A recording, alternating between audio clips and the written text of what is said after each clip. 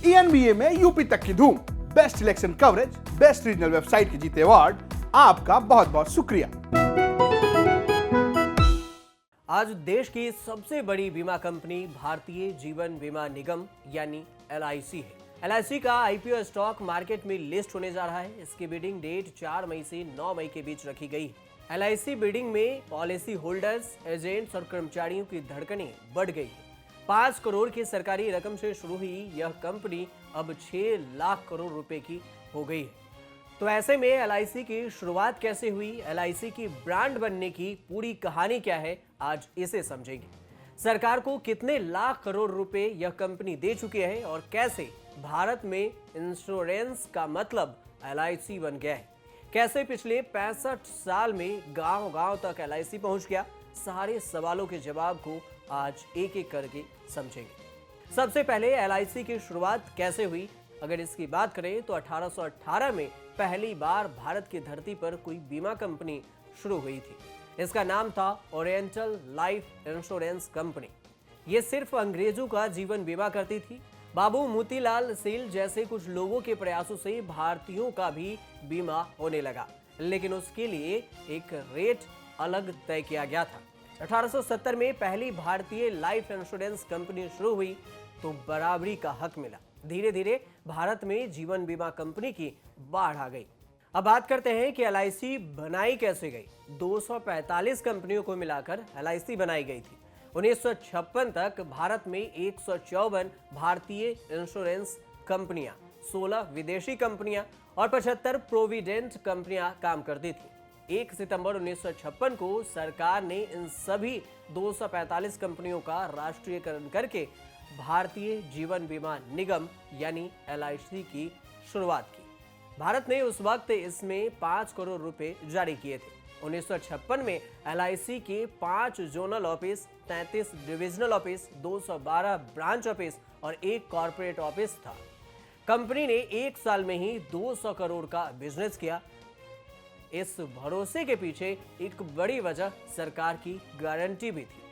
1990 तक भारत में ज्यादातर कंपनियों पर सरकार का एकाधिकरण था। 1991 के बाद धीरे धीरे सरकारी कंपनियों को निजी हाथों में बेच दिया गया, लेकिन सरकार ने LIC को नहीं छुआ।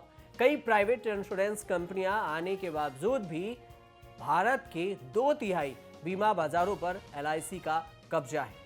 ये करीब 36 लाख करोड़ की संपत्ति मैनेजमेंट करती है। LIC ने लोगों के बीच भरोसा बनाया कि यहाँ उनका पैसा कभी नहीं डूबेगा। जीवन बीमा मतलब LIC बनाने में विज्ञापनों का भी भूमिका रहा है। 1970 के दशक में बाजार में LIC की मोनोपोली थी। 1980 के दशक में ऑडियो विजुअल्स मीडियम आ चुके थे। 1990 के आखिरी दिनों में LIC ने अपनी ब्रांड इमेज के लिए पुरजोर कोशिश की। न चिंता न फिक्र और जिंदगी के साथ भी जिंदगी के बाद भी जैसी टैगलाइन वाले विज्ञापन दिए। एक ऐड की टैगलाइन थी रोटी, कपड़ा, मकान और जीवन बीमा।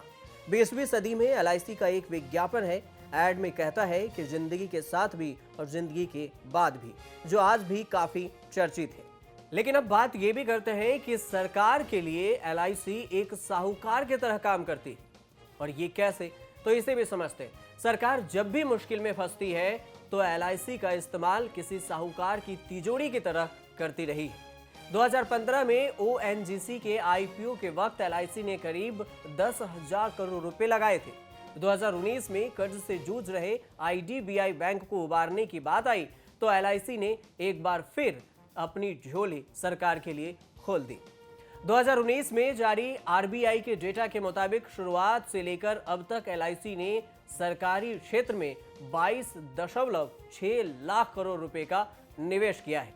इसमें से 10.7 लाख करोड़ रुपए तो 2014-15 से 2018-19 के बीच ही लगाए गए। इस वक्त ये 100% सरकारी कंपनी है, लेकिन अब 4 मई को सरकार LIC के 3.4% शेयर को बेचने वाली। इस तरह LIC का IPO करीब 21,000 करोड़ रुपए का हो जाएगा।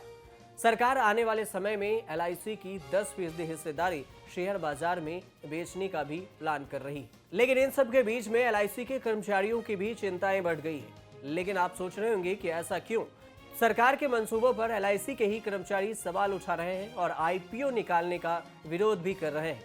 उन्हें अपनी नौकरी का डर सता रहा है। उनका कहना है कि एलआईसी में सरकारी हिस्सेदारी में किसी भी तरह की छेड़छाड़ से बीमा धारकों का इस कंपनी पर से भरोसा हिला देगा। हालांकि आईपीओ की वजह से एलआईसी पॉलिसी होल्डर्स का सीधा कोई असर नहीं पड़ेगा। शेयर बाजारों में लिस्टेड होने से कंपनी के कामकाज में और अधिक पारदर्शिता आ जाएगी। आप देखते रहिए न्यूज़ तक।